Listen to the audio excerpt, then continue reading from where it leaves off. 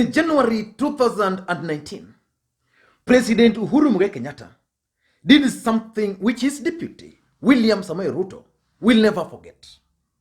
And the day he will decide to write his book, it will occupy a chapter. The president appointed Fred Okengo Matiang'i as the supervisor of all cabinet secretaries. That move by the president effectively made Fred Matiang'i the second, in quotes, in command. Because by that time, the deputy president was actually moving around the country, launching projects. And cabinet secretaries were reporting to the deputy president. And he decided to put a stop to that. And that was now the first time Kenyans realized that President Uhuru Kenyatta was actually sabotaging the bid of his deputy to succeed him in 2022. And today, because we are approaching the end of the year, I want us to look at how the president has been sabotaging the bid of William Samoei Ruto to become the next president of the Republic of Kenya. But before we do that, if you're watching this video for the first time, I want you to take a second or two and click the subscribe button so that next time we produce a video like this, YouTube will automatically notify you. And I want to go straight to the points because it's no longer a secret. And on this platform, when I began saying that the president was going to betray his deputy, that was, I think, in around 2018. I remember there was a time, there was an event somewhere in Kisumu here. The deputy president was present, and I can't really remember who was sent to read the president's statement. And that was the first time I started claiming that the president was going to betray his deputy in 2022. But it's now clear that the president is not going to seek any political office in 2022. That's very clear. The president is not going to be the prime minister. He is going to exit the political scene. And the president also made it very clear during their campaigns that he was going to support his deputy, William Samoei Ruto. But that might not happen. Probably there's a reason why that's not going to happen. But I still don't understand why he's not going to do that. But what I know, the president is not going to support his deputy. But he's working to sabotage his bid in the following ways. Number one, there was the fight against corruption in 2000. I think it began last year or immediately after the handshake. And it was a good move. Kenyans really supported that fight against corruption. But something happened along the way. It started taking a political shape. And it became clear that most of the people who were being arrested were actually the allies of the deputy president. And at some point, the deputy president himself and Kipchumba Murkomen were very clear that the president was weaponizing the fight against corruption for politics. But how is this move to fight corruption being seen as a strategy by the president to sabotage his deputy? Let's get it right.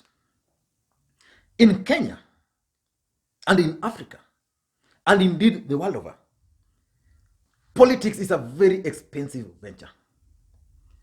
If you want to become or to be elected as your local member of county assembly, it's very expensive. In fact, if you want to become a member of parliament, it's normally very expensive. So people spend a lot of money to win some of these seats. Sometimes you sit down and even take your calculator and calculate, and then you realize it's not even worth it. But these guys are still going there. So William Ruto learned something when he was with KANU. During the Youth for KANU, he realized one thing, that for you to succeed in politics, you need money. Then during the Kibaki era, he also realized one thing, that money was a factor in politics. And when he teamed up with President Uhuru Kenyatta, he also realized that for you to become somebody in Kenyan politics, you needed money. And how do you get money as a politician? So that you don't rely on your salaries, because the salary cannot sustain. You venture into business. So when Jubilee came into government, William Ruto and his businesses were actually thriving. Amako was at the top. You remember those NTSA Peugeots. There were stories that they were being leased out to NTSA by company allied to William Ruto. The insurance company, the Amaco, was doing so well. He was getting all insurance tenders. Then these guys, then he went to the energy sector and the rest. So when Uhuru started the fight against corruption, some of those sectors were being targeted. So the NTSA vehicles were removed, the insurance, and today Amaco is down. Then they targeted Kenya Power, Kenya Pipeline, because his allies were there, his friends were there. So those guys were rounded up, arrested, so that to close the tap. Because let's face it, the electricity pole alone from from Busia to Mombasa, if you win that tender alone, it's serious business. The deputy president was also engaged in this last mile, where he was launching projects, the electricity going to those remote areas. Unapata the deputy a house where people should not even live, then he goes there, launch those projects there. You know, those were actually money. So all those taps were closed. So the fight against corruption, the main objective was to stop any money which ultimately was going to go to the deputy president. Because if, for example, I'm a friend to Raila Odinga and I get a tender of, say, 2 billion, and Raila is contesting, chances of me donating some of the money to his campaigns are high. So that was done. Then the second thing which was done was the state machinery. And I want to ask you guys a very simple question. Do you think if elections were to be held today, IEBC can actually conduct a free, fair, credible, and verifiable elections? I doubt. So this state machinery, and state machinery influence a lot of things. The projects. So projects, government projects, because remember Jubilee had several projects lined up. Most of them were not launched already. Some were launched, no funds already, but they were on the pipeline. William Ruto realized that the government was actually going to launch some of these projects, even if it's later. So the deputy president would go to Kisii, then lay the foundation for, say, an MTC. He would go somewhere, launch a road, even if funds were not there, because he was aware that in the next 2 or 3 years, that road was going to be done. Then he started supervising all those government projects, touring the country. Like he wants to go to Kisumu, he would come to Kisumu, identify a road, the government will facilitate the travels there. So all those were stopped. And then there was also a very powerful state machinery. The provincial administration, from chief, assistant chief, the DO, the DC, the county commissioners, the regional commissioners. All these guys, anytime the deputy president was going somewhere as a senior government official, if he's coming to my village in Nyakach, for example, all the assistant chiefs would be asked to mobilize people. The chiefs will be asked, and they'll be there physically. So at some point, these guys were told not to mobilize. Then they stopped mobilizing, so they would just go there. Then again, they were told not to go to those events. And I remember there was at a point in, I think it was in Central, where the deputy president got shocked that he was there. The county commissioner was not there. The DC was not there. The DO was not there. The area chief himself was not there. So the state machinery has also been used to undermine him. Then something also happened, number 3. The appointment of Raila Odinga as the High Representative for Infrastructure by the African Union. I know most of you guys don't believe this, but that appointment was initiated by President Uhuru Kenyatta. And what was the motive of that particular appointment? If you ask me, it was to serve 2 purposes. Number 1, to allow Raila Odinga to move around Africa, basically to raise his international profile. And number 2 is to help him also mobilize resources. For example, there's this Inga Dam project, which is supposed to be enough to distribute electricity in the entire Africa. It's one of the biggest hydropower projects in Africa and probably in the world. If that project is going to succeed, then Raila Odinga is going to take credit for it.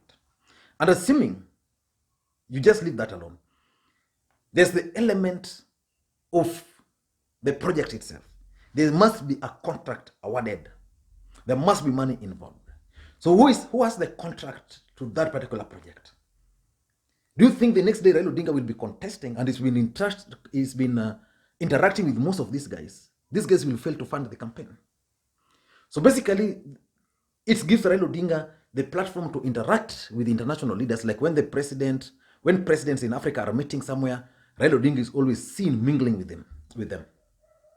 It gives Raila Odinga the platform to move around the continent and create international friends. Again, locally here, it allowed the president to even give Raila Odinga certain privileges in the name of African Union. So today, Raila Odinga's office, in my view, might be funded by the government under the African Union. So that was the third strategy. Number 4 was the Jubilee Party politics. The president then moved and took control of Jubilee Party. Remember, President Uhuru Kenyatta was the party leader of Jubilee because he was the president. Jubilee constitution is not very clear that once you leave the presidency, then someone else can take control of Jubilee. It's not clear on that. But one thing which you know is that for William Ruto to succeed in his bid for the presidency, he needs a party which he controls. So by now, William Ruto should be able, even if not controlling Jubilee Party, the president should be controlling Jubilee Party on his behalf. So that any other strategy within Jubilee Party would be geared towards his bid. Take, for example, the Msambweni by-election. If the president wanted to help the deputy president in Msambweni, they would have sponsored a candidate under Jubilee ticket. Then, the deputy president would be going to Msambweni to campaign for that guy as a Jubilee candidate. But remember now, the deputy president, the president's party, Jubilee, decided to withdraw from that race. And then decided to support the ODM candidate. The deputy president then goes ahead because he wants to run for the presidency in 2022. He needs to test his machinery. He needs to do other things. Then he decides to offer or to support an independent candidate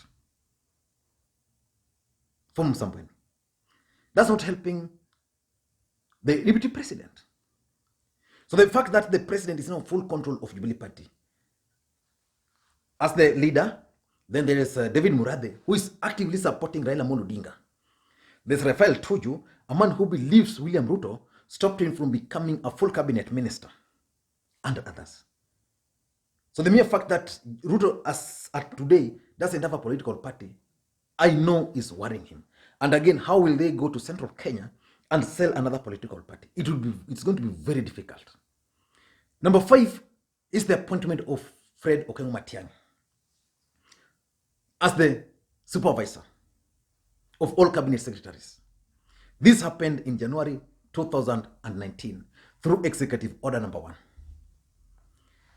That move, most people thought that the deputy president was actually campaigning, and therefore the president needed to focus on his legacy.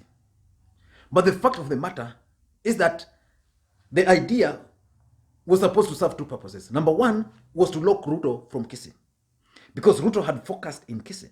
He was going there. There was nobody who was trying to stop him. Ongwae is going out. Nyangarama going out. There was no ODM strong member of parliament from that region.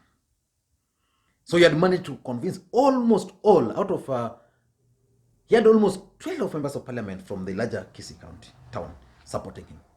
So by a stroke of pen, what the president did, he elevated Matiang'i to be now the senior-most government official from Kisii and in Kenya. And therefore, most leaders from Kisii started leaning towards Fred Matiang'i. And today in Kisii, I don't think the deputy president has the kind of support from members of parliament the way he used to have before Matiang'i was appointed. So that was the first thing. The second thing was to stop the deputy president from going to regions to launch projects. So if you want to go and launch a road, then you don't do that. Minister, don't do that. you go to Matiang'i. Then Matiang'i will tell the president to go, or you can just go and launch. And then number 6 is the building bridges initiative process. The truth of the matter is that this building bridges initiative process is also hurting the ambitions of William Samoei Ruto. If you look at his campaigns today, he's a bit confused because of the building bridges initiative campaigns. Some of his team wants him to support, some don't want him to support. And apart from that, the BBI has now provided Raila Odinga with an opportunity to venture into Mount Kenya politics. A lot of guys have been asking, why is it that the president has never taken Raila Odinga to Central Kenya? On Friday, there was a major event in Nyandarua, attended by Raila Odinga, attended by 7 governors, and almost most of these governors confirmed that they are going to support Raila Odinga in 2022. There were several members of parliament there also. So basically, the BBI is now an opportunity which they are using to aid Raila Odinga and set up William Ruto against the president.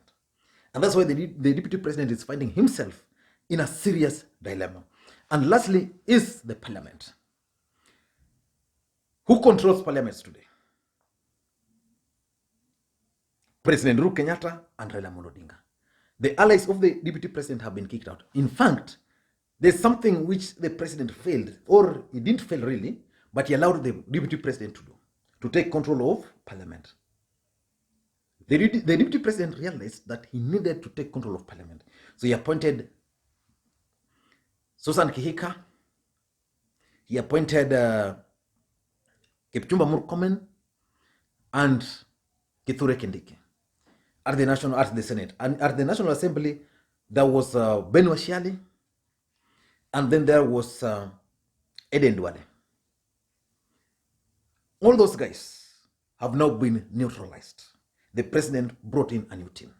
So today in parliament, the deputy president doesn't have any control. The president and Raila Odinga can do whatever they want in that parliament. I don't know what you think, but in my view, the president has been sabotaging William Ruto's bid for the presidency in 2022. Let me hear your thoughts on this. Thank you guys, and please may you have a good day. Bye-bye.